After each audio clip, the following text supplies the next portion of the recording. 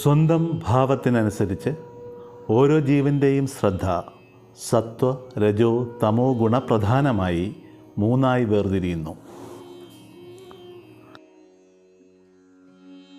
ജീവനപ്പുറത്തുള്ള പരമസത്യത്തെ ജീവൻ എങ്ങനെ ശ്രദ്ധിക്കുന്നു എന്നതിനെ ആശ്രയിച്ചാണ് സ്വഭാവം രൂപം കൊള്ളുന്നത്.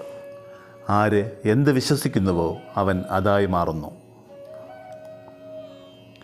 സാത്വികർ യജ്ഞത്തിലൂടെയും രജോ ഗുണമുള്ളവരും തമോ ഗുണമുള്ളവരും പ്രേതഭൂതങ്ങളെയും ഭജിക്കുന്നു.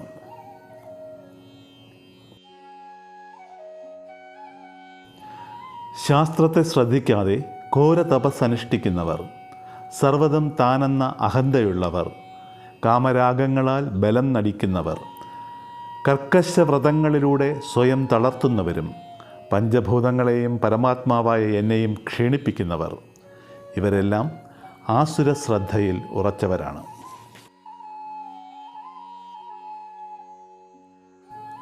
ഇതനുസരിച്ച് ഇഷ്ടപ്പെട്ട ഭക്ഷണം പോലും 3 വിധമാകുന്നു.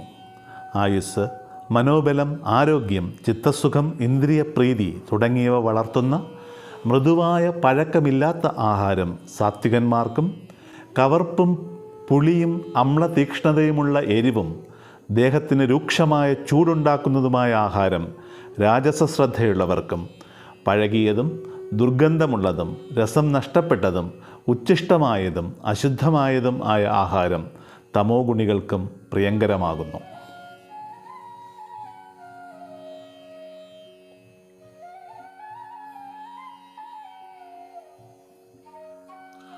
ഭൗതിക ഫലകാംക്ഷയില്ലാതെ യജ്ഞം ചെയ്യുന്നവർ സാത്വിക ശ്രദ്ധയിലും, പ്രകടനപരമായും ഭൗതിക നേട്ടങ്ങൾക്കായും യജ്ഞം ചെയ്യുന്നത് രാജസശ്രദ്ധയിലും, ശാസ്ത്രവിധിപ്രകാരമല്ലാതെ മന്ത്രഹീനമായും ദക്ഷിണ നൽകാതെയും ശ്രദ്ധാരഹിതമായി യജ്ഞം ചെയ്യുന്നവർ താമസ ശ്രദ്ധയിലും ഉള്ളവരാണ്.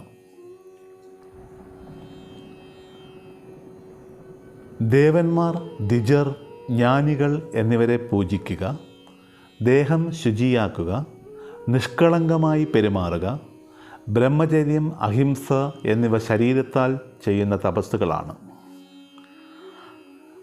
സത്യവും പ്രിയവും നന്മ ചെയ്യുന്നതും വിഭ്രമവിക്ഷോഭങ്ങൾക്കിടയാകാത്തതുമായ വാക്യം പറയുക, സ്വാധ്യായാഭ്യാസം തുടങ്ങിയവ വാങ്മയ തപസ്സുകളാണ്.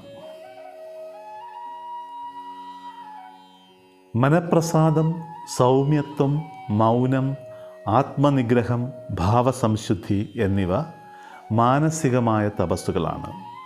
ഈ തപസ്സുകൾ സാത്വിക ശ്രദ്ധയുള്ളവർ അനുഷ്ഠിക്കുന്നു.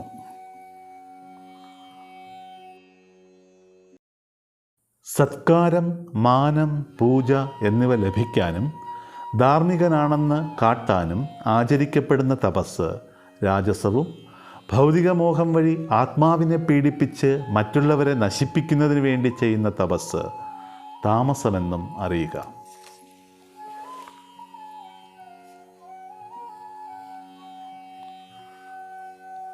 സാത്വിക ശ്രദ്ധയോടുകൂടിയുള്ള ദാനം തിരിച്ചൊന്നും ആഗ്രഹിക്കാത്തതും, ദാനം ആചരിക്കേണ്ട ധർമ്മമാണെന്ന വിശ്വാസത്തോടും അർഹതയറിഞ്ഞു നൽകുന്നതുമാണ്.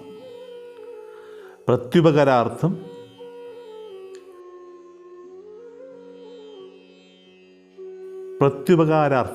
ഫലം ഉദ്ദേശിച്ച് മനക്ലേശത്തോടെ ചെയ്യുന്നത് രാജസശ്രദ്ധയോടുകൂടിയ ദാനമാണ്. ദേശകാലങ്ങൾ നോക്കാതെ അവജ്ഞയോടെ അർഹതയില്ലാത്തവർക്ക് നൽകുന്ന ദാനം താമസമാണ്.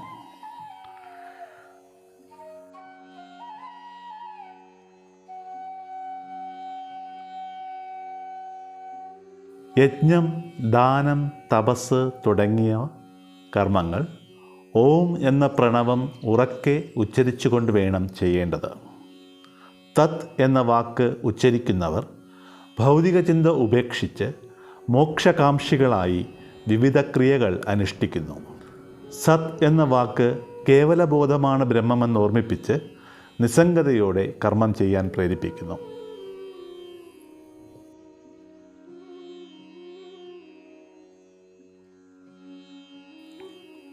ഹേ അർജുന, അശ്രദ്ധയോടെ ചെയ്യുന്ന ഹോമം, ദാനം, തപസ്, കർമ്മം എന്നിവയൊന്നും ഈ ലോകത്തോ പരലോകത്തോ പ്രയോജനം ചെയ്യില്ല.